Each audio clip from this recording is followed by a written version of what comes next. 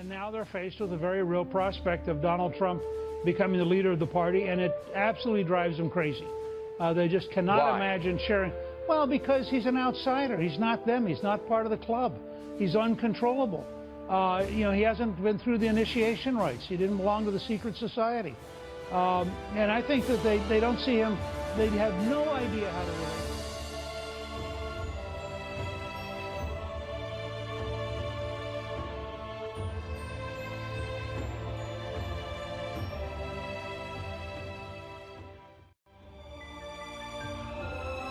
When a silent majority allows their nation to lose its common sense, that nation is lost, and you are allowing them to take your country away from you. Is it common sense to adore at the altar of multiculturalism? Read your world history. Not one nation has survived as a multicultural.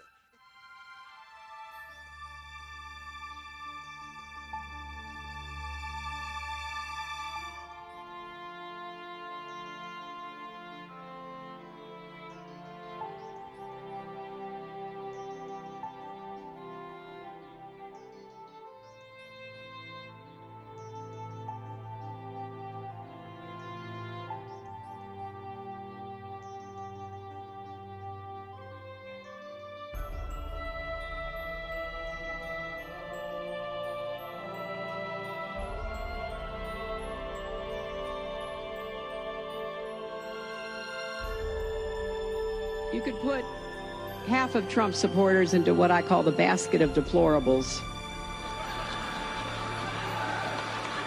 Right? The racist, sexist, homophobic, xenophobic, Islamophobic, you name it. And unfortunately, there are people like that. And he has lifted them up. Now, some of those folks, they are irredeemable, but thankfully they are not America.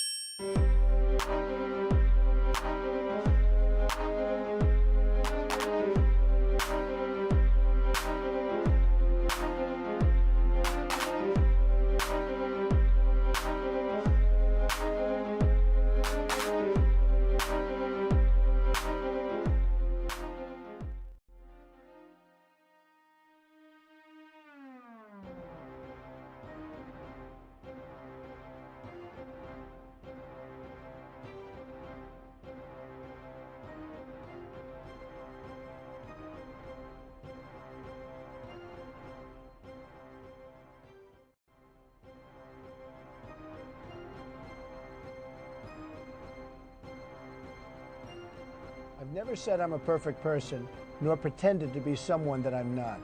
I've said and done things I regret, and the words released today on this more than a decade-old video are one of them. Anyone who knows me knows these words don't reflect who I am. I said it, I was wrong, and I apologize. I've traveled the country talking about change for America, but my travels have also changed me. I've spent time with grieving mothers who've lost their children, laid off workers whose jobs have gone to other countries, and people from all walks of life who just want a better future. I have gotten to know the great people of our country, and I've been humbled by the faith they've placed in me. I pledge to be a better man tomorrow and will never, ever let you down. Let's be honest, we're living in the real world. This is nothing more than a distraction from the important issues we're facing today. We are losing our jobs, we're less safe than we were 8 years ago, and Washington is totally broken. Hillary Clinton and her kind have run our country into the ground. I've said some foolish things, but there's a big difference between the words and actions of other people. Bill Clinton has actually abused women, and Hillary has bullied, attacked, shamed, and intimidated his victims. We will discuss this more in the coming days. See you at the debate on Sunday.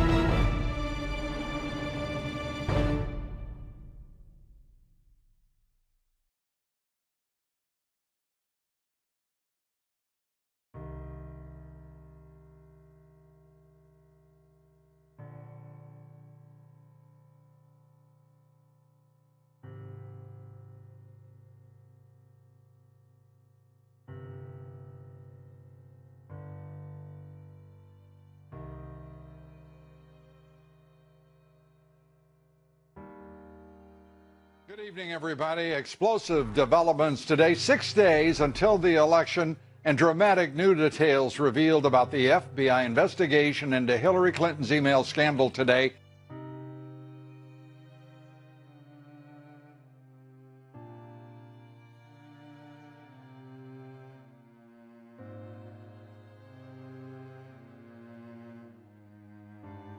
Trump's path to 270 electoral votes is now wide open.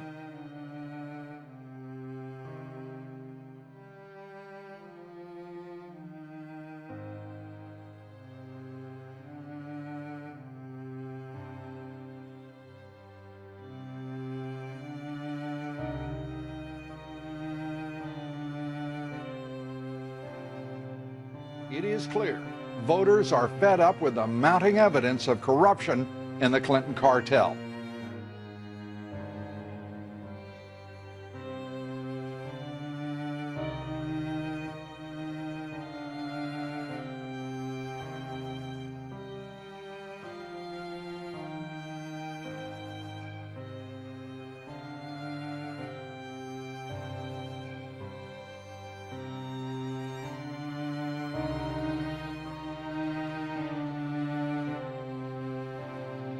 That's not the only troubling aspect of what is supposed to be an independent and impartial and transparent investigation.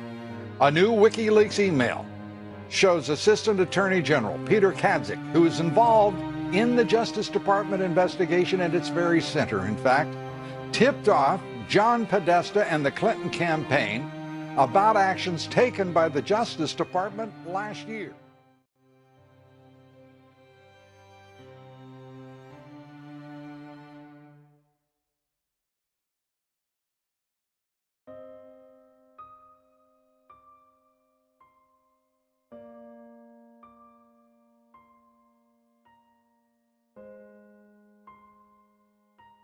Donald Trump, campaigning in the battleground state of Florida today, said it is time to put an end to all the Clinton corruption.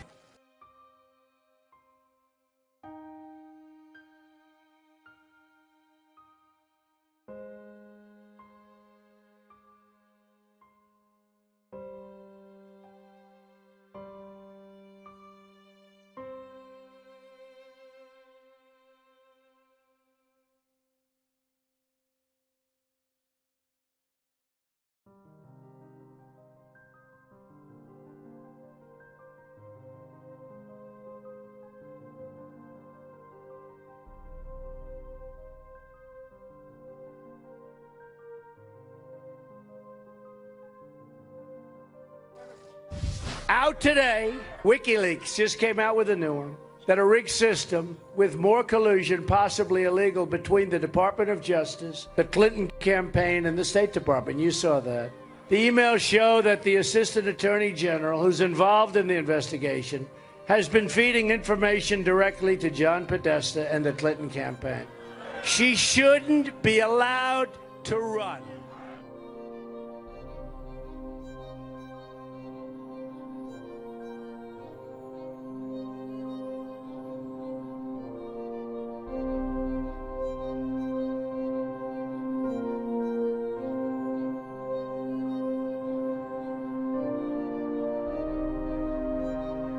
Including new concerns about voter fraud in Florida. The state's Republican Party now threatens a lawsuit after election officials in Florida opened tens of thousands of mailed-in ballots before they were officially verified.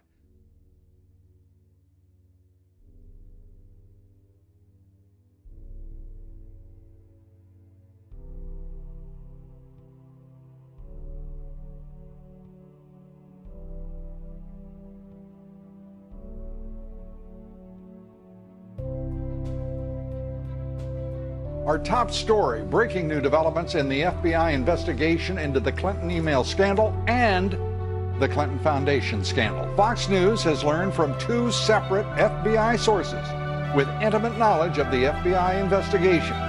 Those sources telling our colleague, Brett Baer, that President Obama has, quote, painted himself into a corner with his statement to 60 Minutes last October in which he said the Clinton email scandal was not a national security issue.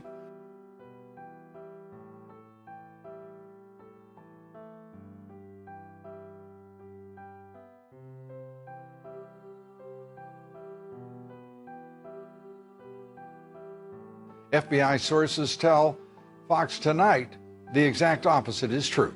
America's security was in danger.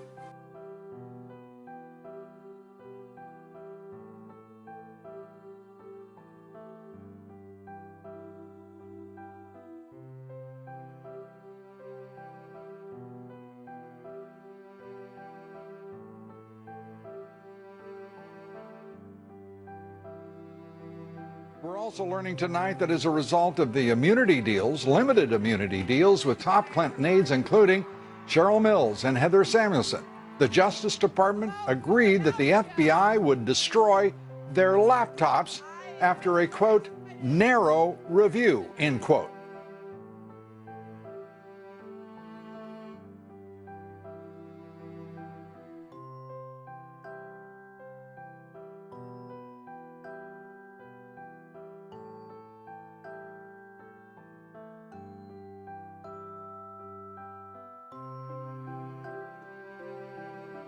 The email investigation is being run by the FBI's National Security Division. They are also going through Anthony Weiner's laptop, and they have found new emails from Hillary Clinton's private server, and they are not duplicates of ones seen before.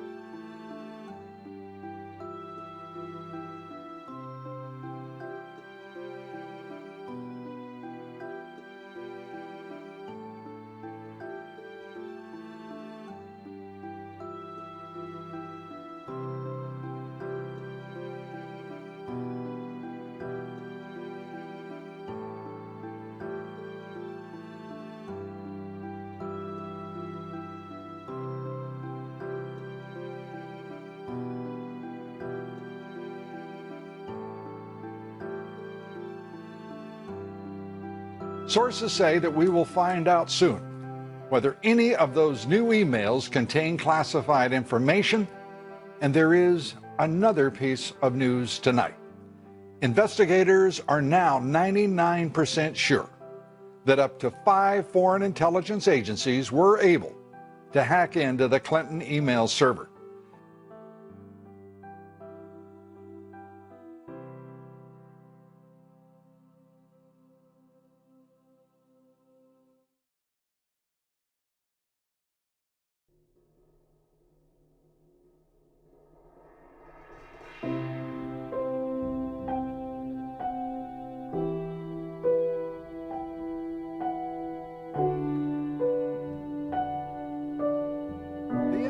Director had said most recently that it was only a possibility. Now we're finding out it was all but a certainty.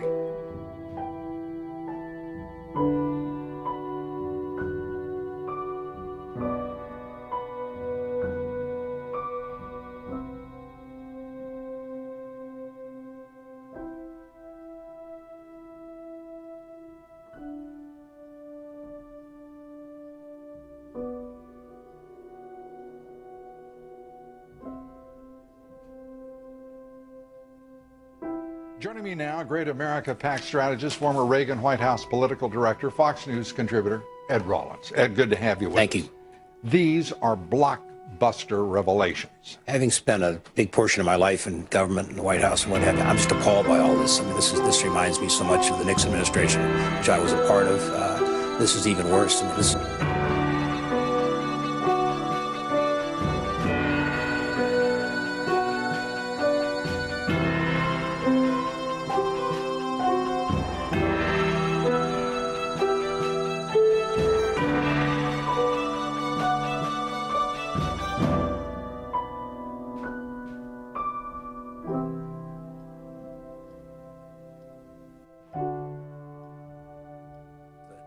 The most important investigation here was the Clinton Foundation, and all these stories that come forth now clearly show that the FBI was handicapped, and I think to a certain extent they've done as there are good people there who tried to do the right thing and are still trying to do the right thing. Yeah, but we would not know this, oddly enough, right, if it were not for WikiLeaks and for the good agents of the FBI who are standing tall. I agree totally, and you know they're putting their careers at risk, and they believe in justice, and they believe that something is wrong here, and they're going to pursue it right to the bitter end.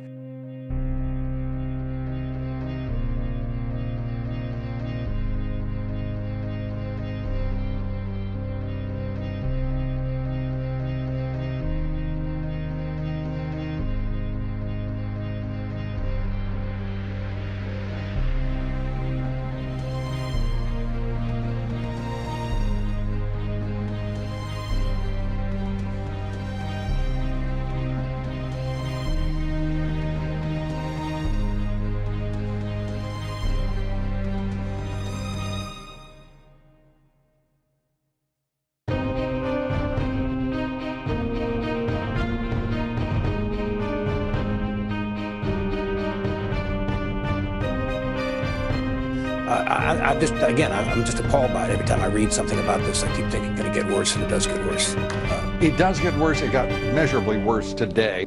The president himself, now after having stood up for James Comey for a couple of days, has changed course, altered his strategy, and is now attacking him and the validity, the foundation of the very investigations that are being undertaken by the FBI. I'm shocked by it, but I'm getting to a point where nothing shocks me with this administration. It is a very political Justice Department, and I think to a certain extent Lynch, following her predecessor, who was probably the most political attorney general I ever saw. Well, she's trying to keep up. She's trying to keep up, and I think to a certain extent it's doing a great injustice to the country. This is a very critical time for us. We're about to pick a new leader of this country, and every effort should be made to get the truth out before the election on Tuesday. Well, my sense, if you're going to cheat on debate questions, you're going to cheat on everything. To fairness, you would always say, thank you very much. I don't want the question. I'm more than prepared to stand up there. But obviously she took it not once, but she took it twice. It was part of her preparation. You don't know what else she got. But just the character of the person, I think, is laid out here in the sense that she did take it and she used it. Ed Rollins, as always. Thank you. Thanks for being here. My pleasure. Stay with us. We have a very busy news hour. Lots of breaking developments on the Clinton email scandal, the Clinton Foundation scandal, and oh yes, there is a race for the presidency underway. We're coming right back with the latest on that. In the FBI investigation, investigators are now, as I said to you at the outset, 99% sure that as many as 5 foreign intelligence agencies were able to hack into the Clinton email server and did put national security in jeopardy. That, according to FBI sources, a direct contradiction, of course, of President Obama's assertion to CBS News just last October.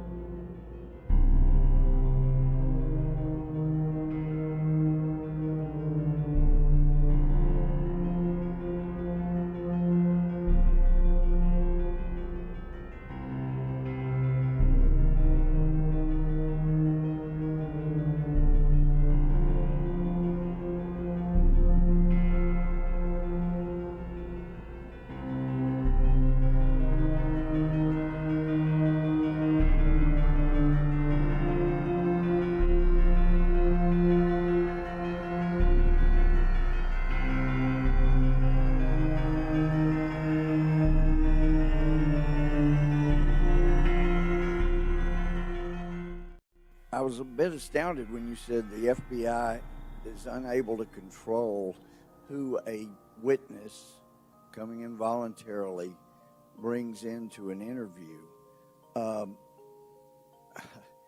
I've seen a lot of FBI agents tell people who could come into an interview and who could not.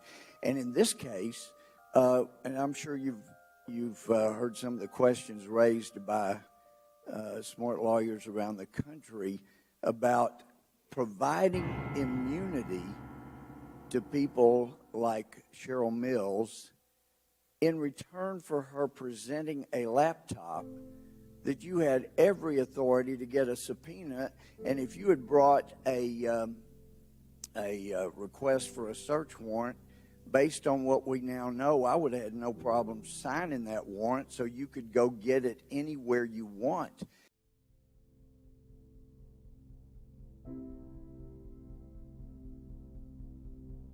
And in fact, I've talked to former U.S. attorneys, AUSAs, who have said if an FBI agent came in and recommended that we give immunity to a witness to get her laptop that we could get with a subpoena or warrant, then I would ask the FBI not to ever allow this agent on a case.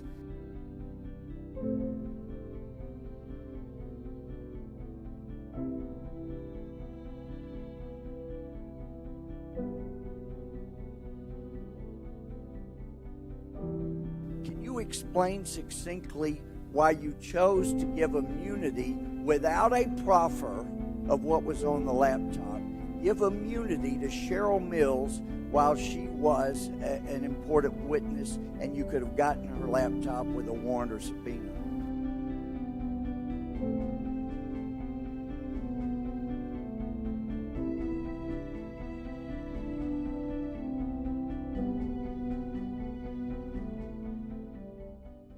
Sure, I'll give it my best shot. The immunity we're calling about here, and the details really matter, that we're talking about is act of production immunity, which says we want you to give us a thing. We won't use anything we find on that thing directly against you. Right? It's a fairly... Well, and I understand that, and I understood that from reading the immunity deal. And that's what's so shocking, because she was working directly with Hillary Clinton, and therefore it's expected, since the evidence indicates she was pretty well copied on so many of the emails that Hillary Clinton was using, that pretty much anything in there would have been usable against her. And you cleaned the slate before you ever knew.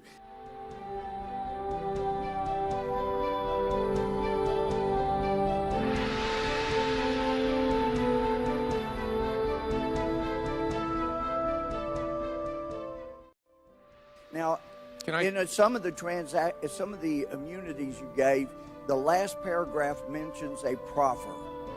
Was there a proffer of what the witness would say before the immunity deals were given to those that got those immunities?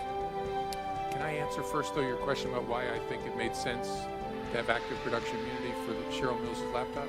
I'd rather, my time is so limited. Right. Please. It's an important question, and I think there's a reasonable answer, but I'll give it another time.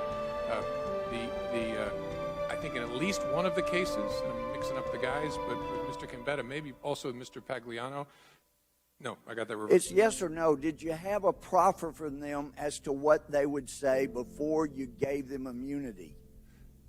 I believe there was a proffer session governed by what I just referred to as called a Queen for a Day agreement with at least one of them to try and understand what they would say. But because the deals that I've seen back 30 years ago before I went to the bench, the FBI would say, you and the DOJ, of course, we know FBI can't give immunity. It has to come from DOJ, just like it's not the FBI's job to say what a reasonable prosecutor should do or not do.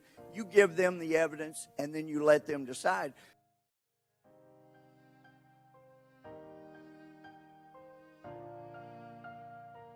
But a proffer is made saying, this is what my client will say. Then the DOJ decides, based on that proffer, here's the plea we'll offer, here's the immunity we'll offer, and if your client deviates from that proffer, the deal's off. You got really nothing substantial. It's as if you went into the investigation determined to give immunity to people instead of getting a warrant. You gave immunity to people that you would need to make a case if a case were going to be made. And I know we have people across the aisle that are saying, well, it's only because she's a presidential candidate. It happens to be, in my case, I wouldn't care whether she was a presidential candidate or not. I would encourage you to start training your FBI agents so whether they're in San Bernardino, Orlando, New Jersey, wherever, you'll never be able to spot them again, and we'll keep having people die. Thank you. The time of the gentleman has expired.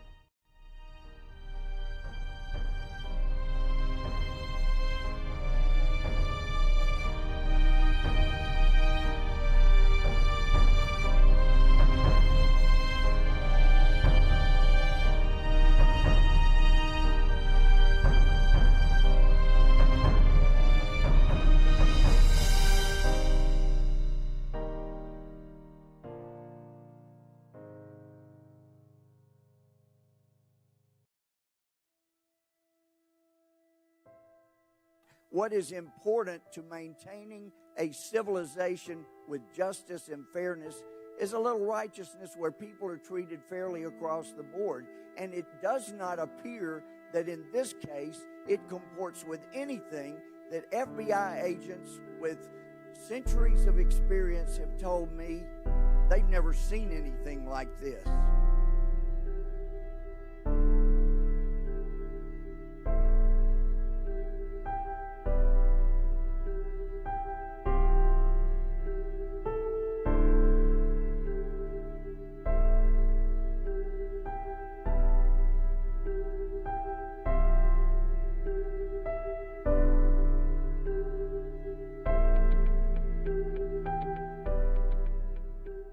about Huma Abedin, Secretary Clinton's longtime confidant, but do you really know who she is?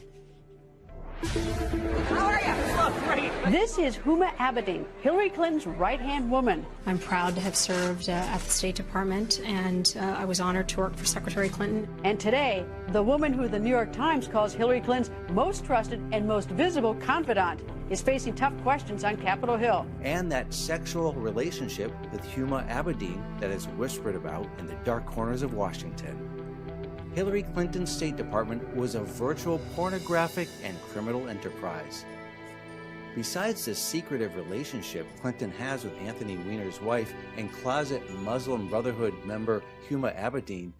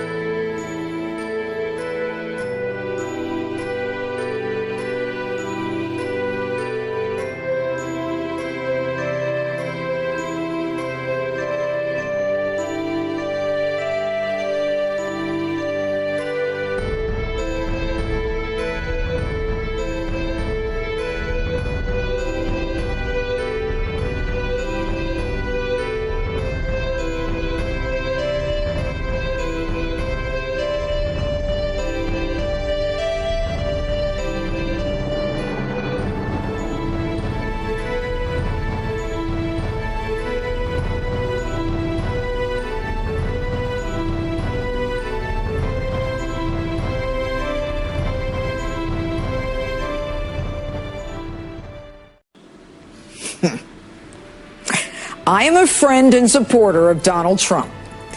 And Donald Trump is now neck and neck with Hillary Clinton. So Hillary is basically calling a huge portion of America deplorable and irredeemable. Now, I don't consider myself deplorable, but since you started it, Hillary, let's have at it. Hillary, you bow to and take money from countries who throw gays off buildings. You take money for your so-called charity from countries that don't allow women to drive. A so-called feminist who supports countries that force women to cover every part of their bodies but their eyeballs. And you want to call us Islamophobes?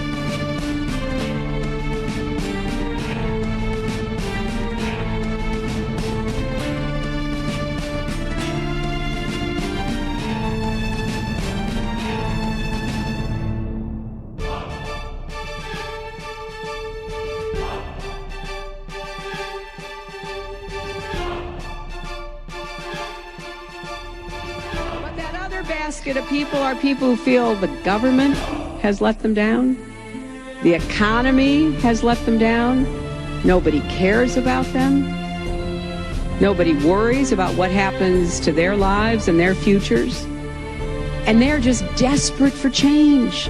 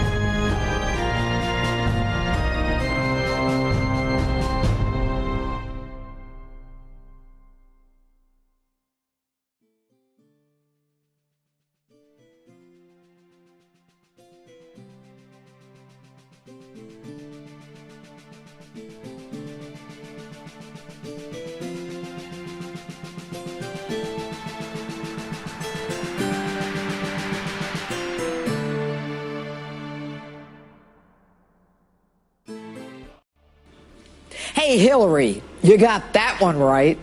We are desperate for change, and you sure ain't it. You are as establishment as it gets. And yes, we're fed up with your kind of government, where the Attorney General secretly meets with your husband while you're the target of an active criminal investigation with no less than 100 FBI agents, and you come out days later promising that you'll keep her on as Attorney General if you become president.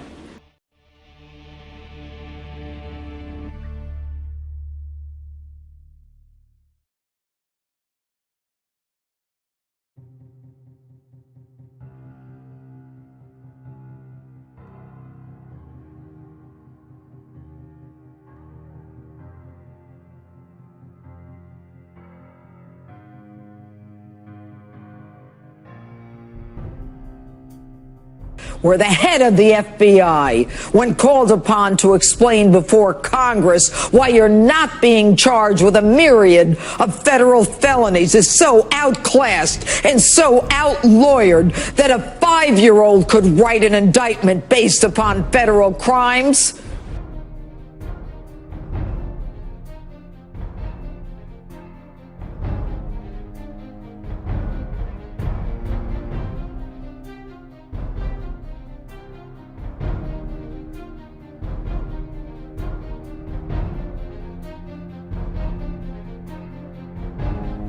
You're right. We're fed up with your kind of government where the destruction of subpoenaed evidence with hammers and bleach bit and delete buttons are tolerated, where you simply ignore subpoenas and you destroy federal documents.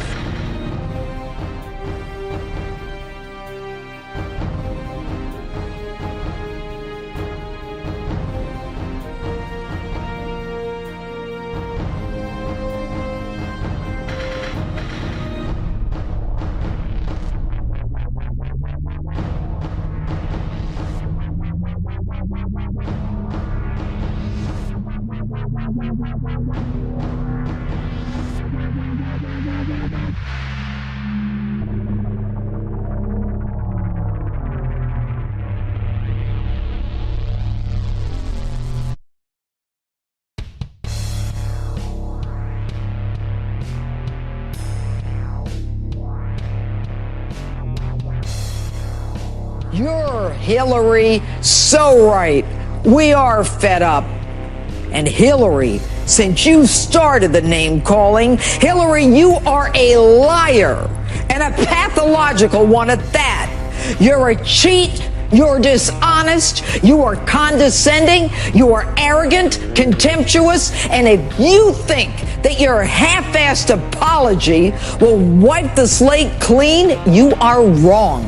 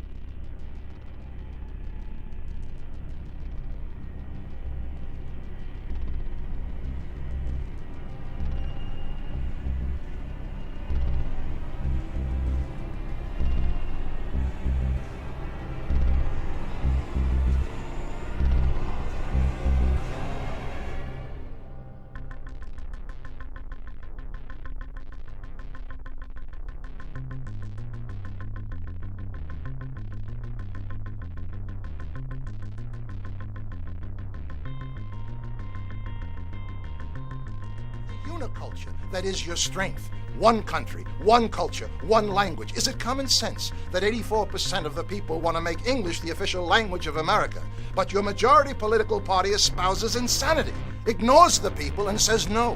Is it common sense that 53 countries, mostly in Africa, have declared English to be their national language, and the party who declares we will unite you says press 2 for Spanish? Is it common sense to adopt your new national religion of diversity when the very word means disunity?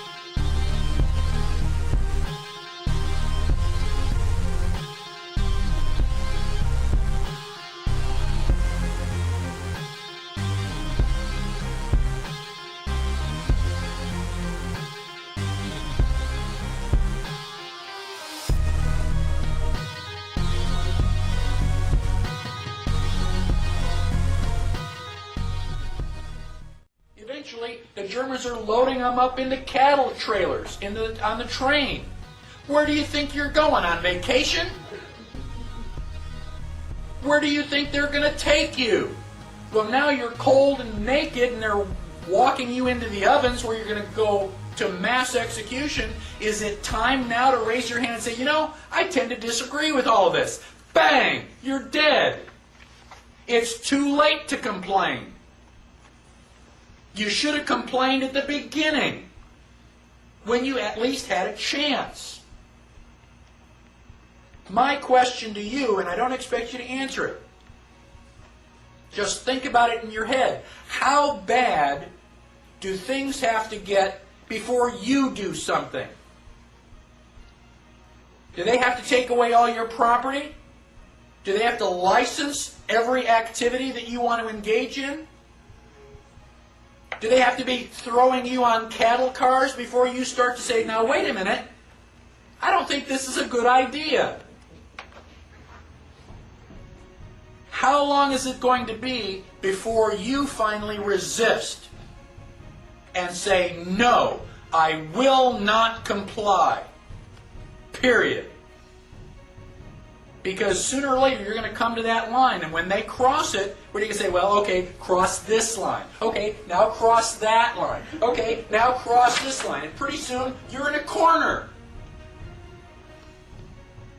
Sooner or later you've got to draw a line and stand your ground, whether anybody else does or not. That is what liberty is all about.